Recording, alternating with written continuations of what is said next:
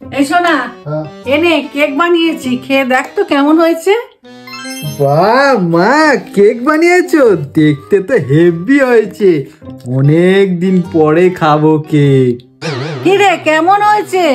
মাকে কি বলবো, যা শক্ত হয়েছে বাবারে, কেলা যাবে না।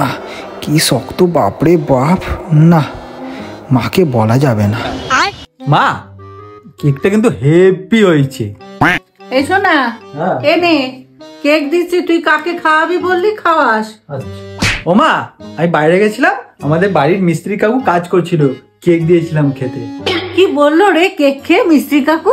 মিস্ত্রি কাকু প্রথমে একটু কেক খেলো, তারপরে বাকি কেকটা দেয়ালের সঙ্গে গেঁথে দিয়ে বলল, বাবু এরপর বাড়ি তৈরি করলে আর ইটের অর্ডার দেব না, তোমার মাকে কেকের অর্ডার দিয়ে যাব। মিস্ত্রি কাকু এই ধরনের কথা বললো? এরপর থেকে মিস্ত্রি বাদ।